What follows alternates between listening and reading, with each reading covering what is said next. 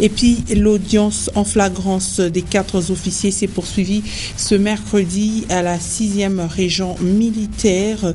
Le tribunal militaire garnison de Lubumbashi a statué sur les mémos des prévenus qui, je vous rappelle, en sont poursuivis pour détention illégale d'armes, munitions de guerre, violation de domicile et autres. Et puis le chef de l'exécutif provincial Moïse Katumbi Tchapoué séjourne à Kamina, voulais-je dire. Il a profité de sa mission pour visiter quelques chantiers routiers de ce coin du Katanga. Une fois de plus, bienvenue à ce journal. Poursuite de l'audience en flagrance à la 6e région militaire ce mercredi 15 mai 2013. Nous allons dire que le tribunal militaire garnison de Lubumbashi a commencé par statuer sur les mémos des prévenus. Ces derniers ont sollicité la restitution de leurs biens saisis par le tribunal, mais comme la plaidoirie n'avait pas encore commencé, le tribunal a estimé que ce sont là des pièces à conviction. Edouard Kankou nous en parle. Perte d'armes, détention illégale d'armes et munitions, tentative de vol des munitions de guerre et violation des consignes. Ce sont là les 4 chefs d'accusation retenus par le ministère public à charge des 4 officiers de la 6e région militaire. L'audience en flagrance a débuté ce mardi 14 mai 2013 à la 6e région militaire. Tout a commencé par l'identification des prévenus. Il s'agit du capitaine Mukonkole, chef des bureaux ordonnance, le lieutenant Ladi Moma et le sous-lieutenant Faustin Kengo. Après la lecture des infractions retenues à leur charge par l'organe de la loi, les effets saisis ont été présentés au tribunal. Il s'est agi d'une arme AK-47 avec 29 munitions, 491 munitions dans des caissiettes, 12 cartouches 9 mm, un sac de couleur verte avec des effets qualifiés de gris-gris, 3 téléphones et un peu d'argent et autres. Quand la parole est accordée au Conseil de la Défense, ce dernier sollicite une petite remise, étant donné que le corps des défenseurs judiciaires est éprouvé, laquelle remise a été acceptée par le tribunal, et le major Gabriel Chungu, président du tribunal, fixe la poursuite de l'instruction pour le mercredi 15 mai 2013.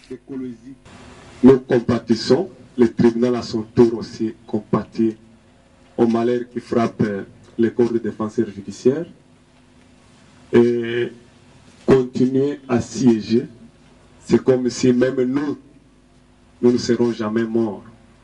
Alors que nous tous, nous sommes appelés un jour à se retirer de cette terre des hommes. Comme il en est ainsi, la remise sollicitée par la défense pour enterrer le défenseur judiciaire qui est décédé est accordée. Et l'audience pourra reprendre demain. Demain, ça sera toujours ici. Après la suspension de l'audience, les prévenus ont été ramenés à leur lieu de détention et tout le monde a pris rendez-vous dans 24 heures.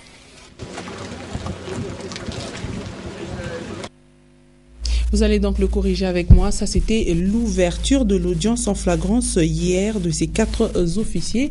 Une audience qui s'est poursuivie aujourd'hui et mercredi à la 6e région militaire. Le tribunal militaire garnison de Lubumbashi a statué sur les mémos des prévenus. Reportage. Le deuxième jour de l'audience en flagrance a commencé par le mémo des prévenus formulé par leur conseil, sollicitant la restitution de leurs téléphones et sommes d'argent saisis par le tribunal. Après débat et délibération, le tribunal s'est prononcé en acceptant le mémo du point de vue de la forme, mais quant au fond, le tribunal militaire garnison de Lubumbashi a estimé que ces biens ne peuvent pas être restitués aux prévenus, étant donné que la plaidoirie n'a pas encore eu lieu et encore moins les débats contradictoires pour prouver du point de vue des droits à qui appartient ces biens. Après ce jugement, le prévenu principal en la personne du capitaine Mukonkole a été convoqué à la barre.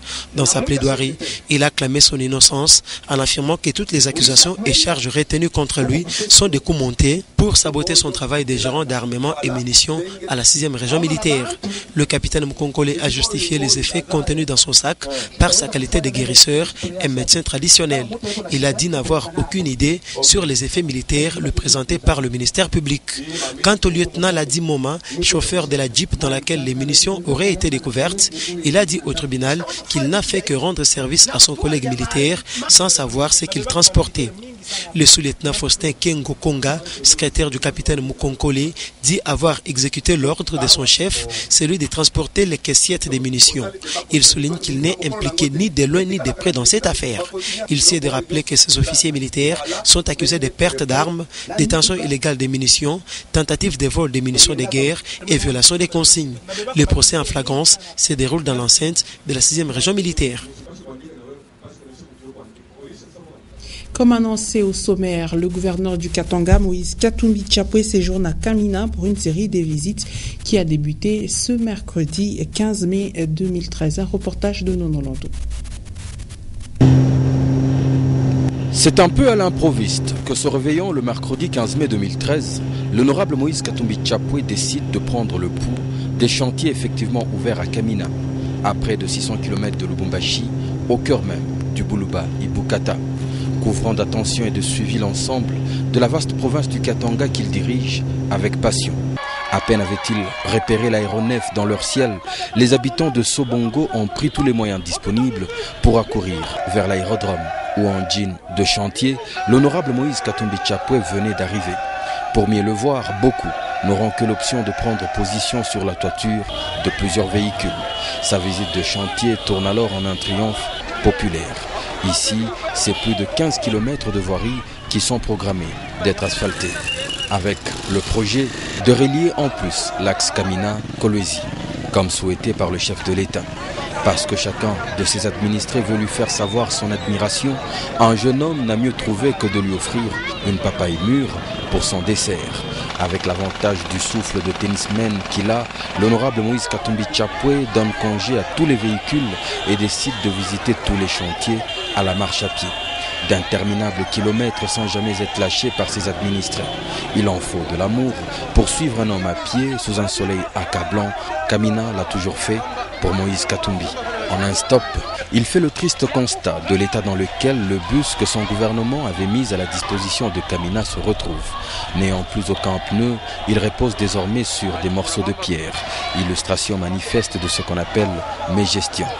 Au cours de la même marche, il rejoint les installations de l'université de Kamina, dont au vu de ses innombrables interventions, il est presque le père. Les étudiants heureux d'accueillir leur bienfaiteur vont remplir la cour pour l'écouter.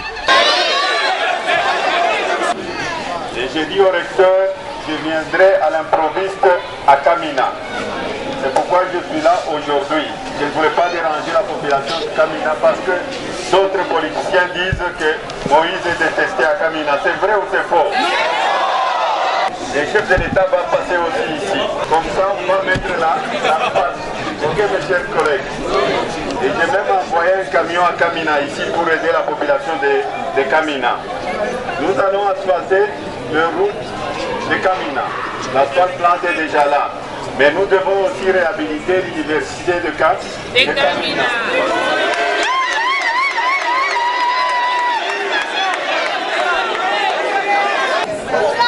Nous allons donner 500 000 $ à l'université de Kamina. Et c'est la colossale somme de 500 000 $ américains qui est octroyée à cette université pour sa complète modernisation. Un véritable coup du ciel. En quittant l'université, longeant la voirie, l'on rencontre quelques engins commis à l'asphaltage de Kamina. C'est dans la même logique qu'ils se rendent au siège de l'entreprise Safrica où sont entreposés de nombreux engins de voirie qui prouvent que les travaux ont bel et bien démarré par ici.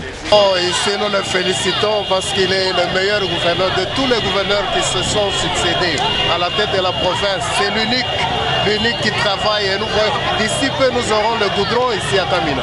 Chose qui n'a jamais été faite. Le goudron que vous avez là sur l'avenue de là-bas, c'est le goudron de l'époque coloniale. Mais bientôt, nous aurons le goudron ici. Nous le félicitons et nous l'encourageons. Il paraît que vous ne le portez pas à cœur ici à Kamina. Nous le portons à cœur, nous le portons. Tout ça, ce sont des déclarations politiciennes, mais nous, population de Kamina, nous l'aimons et nous le portons à cœur. Namwene watuma bisi aba université tui mwene beitilize kala kari tuwamone Safrika sana ndiwingila bamuhelele bika bamuswele wetu gouverneur. En tout cas, tunamfelicite President Moïse na kazi anafanya nzuri sana. mtoto wa benye wa Mungu anatumika kazi nzuri sana. Oui, c'est un bon et un très grand bienfaiteur de notre université. Dernièrement, nous avons reçu un bus de sa part. Il a encore ajouté quelque chose sur le fait de Minerval et différents faits que nous définions. Il a donné au moins une enveloppe de 100 000 $ et cela a suppléé à certains frais que nous devenions à l'université. Oui, nous sommes contentes de l'action qu'il est en train de mener et surtout la visite, ça réconforte parce qu'à ce moment-là, nous sentons qu'il y a un suivi et quand il y a un suivi, au moins les choses vont marcher. Continuant sa longue marche d'inspection, il atteint les installations de la gare de la SNCC où les voyageurs explosent de joie en le voyant arriver.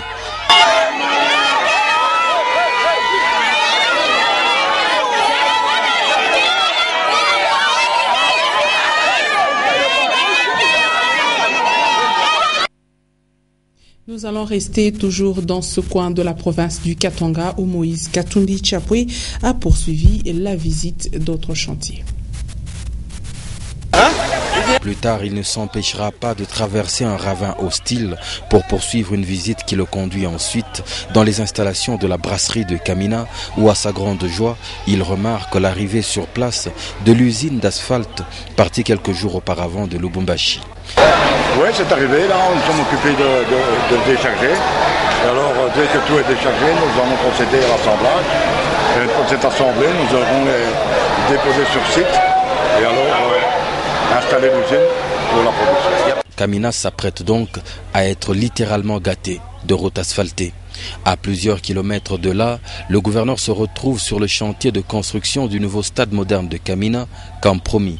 Bien corrigé cette fois, l'on sait déjà en admirer les gradins, la tribune couverte et même quelques sièges VIP. Le gouverneur offrant quelques suggestions à l'entrepreneur. C'est bon, je sais qu'il n'y aura pas de problème, mais par mesure de prudence. Bon, d'accord, nous allons... C'est des piliers ou en béton qu'on fasse on va faire de béton. Du béton pour... L'aires de jeu devront bientôt être recouverts de pelouse synthétique. La visite de chantier de Kamina va ensuite s'étendre à l'école du cinquantenaire, comme il en existe dans chaque district du Katanga. L'on y remarque déjà un bon déroulement d'activités scolaires avec bancs et tableaux. Parce qu'il est de cette nature des personnes que le malheur des autres ne laisse jamais indifférent, il avait quelques années auparavant destiné l'argent de son salaire à la construction d'un centre d'encadrement au bénéfice des personnes handicapées de Kamina. Quelques années après, pendant que ces derniers bénéficient déjà de leurs nouvelles installations, il l'accueille, presque les larmes aux yeux.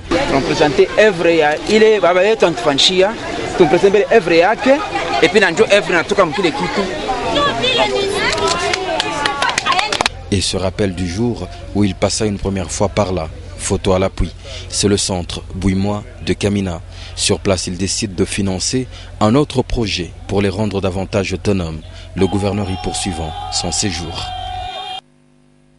Nous allons changer de chapitre à présent, promouvoir l'intégration sociale et la solidarité entre les générations. Tel est le thème de la Journée internationale de la famille qui se célèbre chaque 15 mai depuis 1993.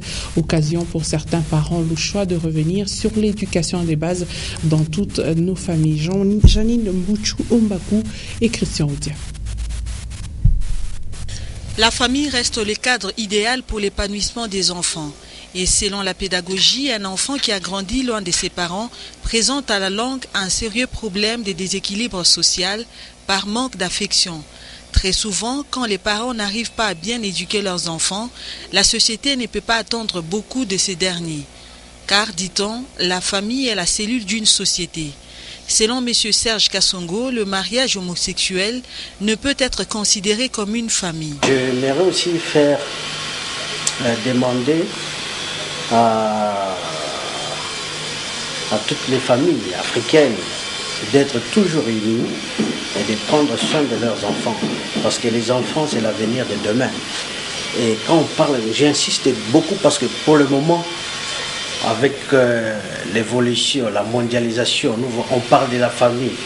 La famille composée de deux personnes de même sexe. Pour moi, ce n'est pas une famille. Pour moi, ce n'est pas une famille. La famille, c'est on voit la maman, on On voit la maman, on voit le papa et les enfants.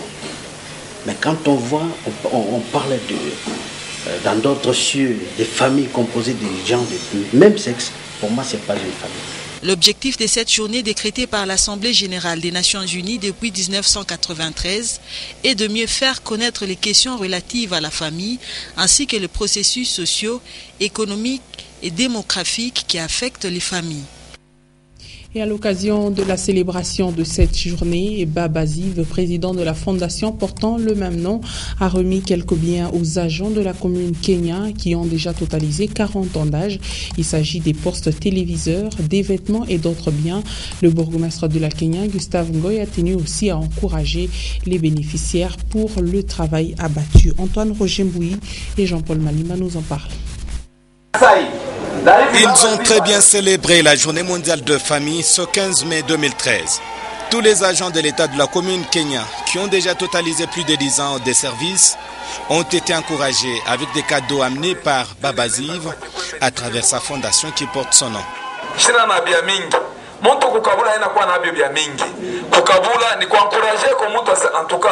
Kazi mungu natumika iko nafurahisha population na she baba na mie Baba Ziv na fondation ngote mshima tunechikia ke Kenya na changer na kazi ya mkenye kwenda kumbele propriété mama terrasse nini vitu binenda bien sheye tukusa mai ya motoni lakini terrasse wetu ni Moise Katumbi Chapo yani terrasse sheni mai ya motoni inafuataka paka munini muterrasse. Alors c'est pourquoi tu n'appelles nache tu encourager. Des écrans téléviseurs leur ont été remis, des pagnes, chemises, pantalons, ainsi que des vestes. Et le bourgmestre Gustave Ngoy et tous les bénéficiaires ont remercié la fondation Baba Ziv du geste posé.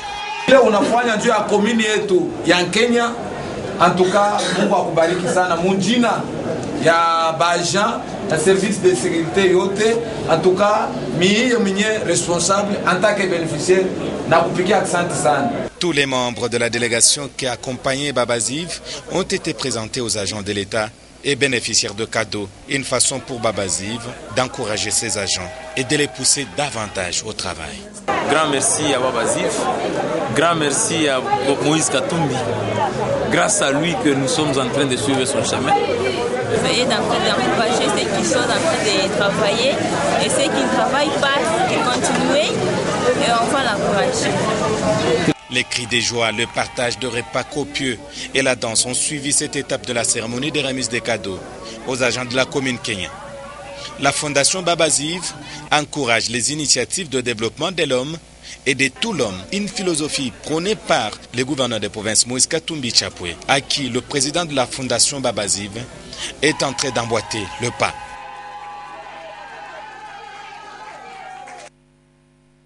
Ouvrons à présent le chapitre de la santé avec l'organisation de ce séminaire atelier par le ministère provincial de la Santé en collaboration avec l'ANIC, l'Association nationale des infirmiers du Congo, section du Katanga, à l'intention des cadres conceptuels des soins infirmiers au Katanga sous le thème soins infirmiers de qualité pour tous. Ce séminaire auquel participent les infirmiers du Haut-Katanga, Olomami, Lualaba, Lubumbashi et Likasi s'est ouvert aujourd'hui et se referme demain jeudi. Regardez. Ce séminaire de mise à niveau du personnel infirmier par l'usage du référentiel des compétences infirmiers s'est ouvert par le mot de bienvenue du président provincial de l'Association nationale des infirmiers du Congo, section du Katanga. Une occasion pour lui de demander à ses directeurs de nursing et infirmiers titulaires d'améliorer leur rendement dans la prise en charge des malades. Message relayé par son président national qui promet de partager ses expériences avec les infirmiers. Soins infirmiers de qualité pour tous. Nous allons voir qu'est-ce qui consiste cette qualité. Est-ce qu'il faut lancer un cours pour commencer dans les soins de qualité ou on le fait déjà depuis des années? On cherche à améliorer. Nous allons parler de cette expérience.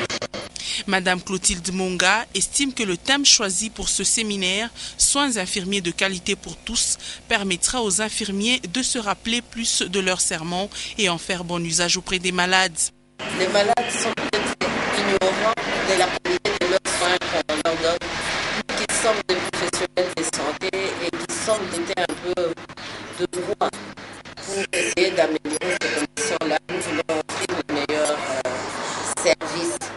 Et en offrant les meilleurs services, en donnant les meilleures techniques qu'il faut, nous renforçons l'autorité de l'État. Cette bataille d'inscription des causes infirmières au budget, dont le résultat est ce séminaire, est une victoire de la parité constitutionnelle, car ce métier d'infirmier est plus féminisé. C'est le conseiller du ministre de la Santé, le professeur Kabila, qui a, au nom du ministre de tutelle, procédé à l'ouverture de cet atelier. La salle de banquet du Grand Caravia Hotel va durant 5 jours à dater de ce mercredi abriter un atelier de renforcement de capacité des médecins chirurgiens dentistes venus de tous les horizons. Les 100 dentistes suivront des notions essentielles en rapport avec les soins bucco-dentaires, une initiative de l'Association nationale des chirurgiens dentistes du Congo avec l'appui du gouvernement provincial du Katanga. Léon Magloire Monga et Micha Kayembe pour ce reportage. 100 participants et 10 orateurs, tous des chirurgiens dentistes venus des 4 coins de la RDC et d'Europe, seront durant 5 jours, soit du 15 au 19 mai en cours, à l'école des notions essentielles en rapport avec les soins bucco-dentaires. 2 membres du gouvernement provincial ont rehaussé de leur présence la manifestation, Augustin Ilunga-Njoloko et Odax Sompoué.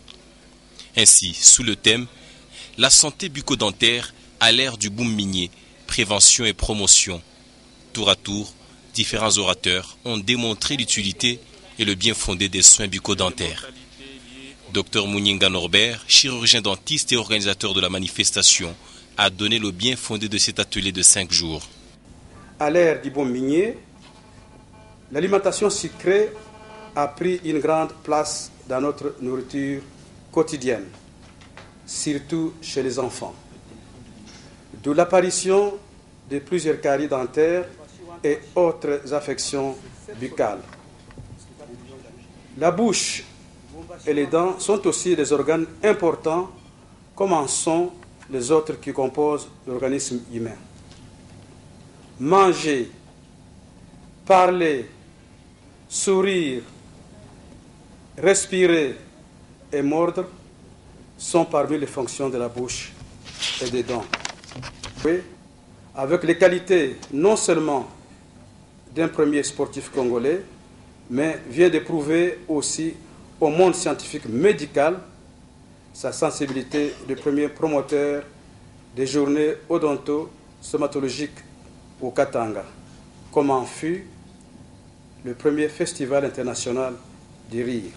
Et cet atelier vise donc à renforcer les capacités des chirurgiens dentistes de la RDC à mieux prendre en charge les pathologies des dents, et ce, grâce à l'expertise des éminents professeurs chirurgiens dentistes venus d'autres cieux pour la cause.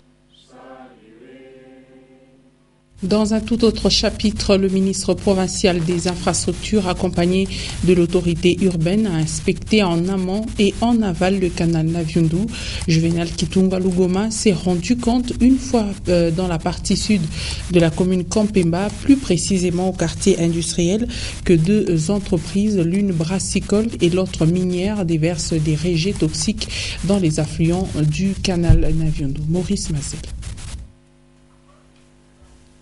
Préoccupés de la pollution dont sont victimes les habitants le long des abords du canal Naviundu, les autorités provinciales et urbaines conjuguent les efforts pour garantir le bien-être de leurs administrés.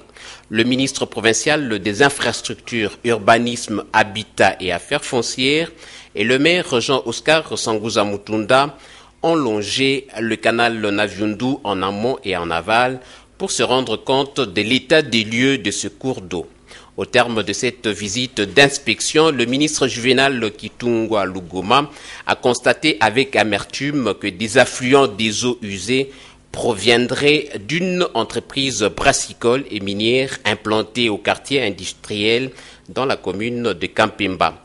Outre les ménages avoisinant le canal qui déversent le contenu de leurs fosses septiques, ces 2 entreprises amplifient la pollution avec leurs rejets toxiques. Mécontent, Juvenal Kitungwa Lugoma envisage déployer dans l'avenir proche une équipe mixte mairie de Lubumbashi et environnement provincial pour évaluer le risque de pollution. Elle procédera également de parcelle en parcelle pour vérifier les toilettes. Les 2 entreprises assumeront le moment venu face aux résultats des experts.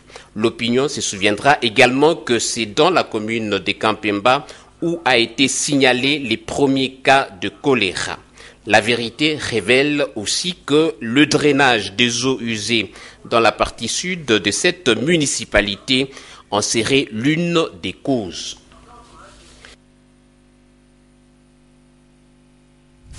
Et puis ce feu de brousse dans l'origine et les causes restent méconnues qui a décimé la matinée du mardi 14 mai 2013 une bonne partie de l'enceinte du Grand Caravia Hotel. Les sapeurs-pompiers sont arrivés, voulais-je dire, à maîtriser les flammes au bout de plus d'une heure. Les responsables de l'hôtel ont fustigé ce comportement qui vise à détruire l'environnement et susceptible de porter atteinte à cet investissement. Léon Magloire Monga nous en parle. Des flammes de feu dans l'enceinte du Grand Caravia Hotel le matin de ce mardi 14 mai 2013. Il s'agit d'un feu de brousse d'origine inconnue. Dans peu de temps, les flammes ont avancé vers le parking de ce grand complexe hôtelier de Lubumbashi. Quelques temps après, un camion anti-incendie est arrivé et les sapeurs-pompiers auxquels se sont joints les agents de sécurité sont à l'issue de plusieurs assauts parvenus à maîtriser les flammes. Toute cette scène s'est déroulée en présence de Laurent Ortega, directeur général du Grand Caravia Hotel. Les malfaiteurs viennent allumer, on a repéré un petit endroit où il y a eu de l'essence de mise pour faire c'est vraiment un feu mal intentionné. Les causes, je ne les connais pas exactement, pour être clair avec vous. La chose qui est claire par contre, c'est que c'est très très mal intentionné. Le Caravia n'a jamais nettoyé puis brûlé devant chez lui, nettoie pour l'environnement. Et des malfaiteurs viennent brûler. Chaque année qui passe, à cette même période, un feu de brousse s'est toujours déclaré dans l'enceinte de Caravia et les responsables de ce complexe hôtelier s'en remettent à l'autorité environnementale en province afin qu'à l'avenir, pareille situation ne se reproduise plus. Et vous allez nous excuser pour la qualité de ces images. Nous allons terminer par cette note moins gaie. Le maire de Lubumbashi a poursuivi l'enterrement des 5 autres indigents au cimetière de Penga Penga. Ces funérailles, les dépouilles abandonnées au funérarium de l'hôpital général de référence Jason Sendwe se sont étalées pendant 3 jours selon que la mairie disponibilisait des cercueils. Il faut dire qu'au total, 20 indigents ont été enterrés. La mairie de Lubumbashi a procédé aux funérailles de quelques dépouilles des indigents qui ont été gardés assez longtemps au funérarium de l'hôpital Jason Sendwe dès leur trépas. Après plusieurs communiqués officiels de recherche de famille pour identifier les leurs afin qu'ils méritent les derniers hommages, ces abandonnés et inconnus sont accompagnés dans la solitude à leur dernière demeure par la mairie en déant 3 mois d'intenses recherches. Jean-Oscar Sanguza Mutunda a d'urgence disponibilisé des cercueils pour enterrer ces morts. L'autorité urbaine a pour la énième fois interpellé les Louchoises et Louchois de veiller à ce que les familles maintiennent la culture du respect des morts afin de les accompagner toujours jusqu'à leur dernière demeure. C'est terminé avec cette édition du journal qui a retenu à la une la célébration ce 15 mai de la journée de la famille. Depuis 1993 que cette journée se célèbre sur l'étendue du monde. Pour l'année 2013, le thème retenu est promouvoir l'intégration sociale et la solidarité entre les générations. Vous avez également suivi l'audience en flagrance des 4 officiers qui s'est poursuivie ce mercredi à la 6e région militaire. Le tribunal militaire garnison de Lubumbashi a statué sur les mémos de prévenus. Vous le savez, ces derniers sont poursuivis pour détention illégale d'armes et munitions de guerre, violation de consignes et autres. Nous étions également à Kamina où le chef de l'exécutif provincial séjourne. Profitant de sa mission de travail, il a visité quelques chantiers routiers de ce coin du Katanga. C'est complètement terminé avec ce soir actualité. Merci mesdames et messieurs de nous avoir suivis. Le prochain rendez-vous avec l'actualité, c'est à 21h. Vous allez retrouver le news. Karine Kabongo revient à 23h pour vous informer. Moi, je vous retrouve demain à 17h30 et 19h. Ça sera avec ce même et réel plaisir. Bonne suite de nos programmes.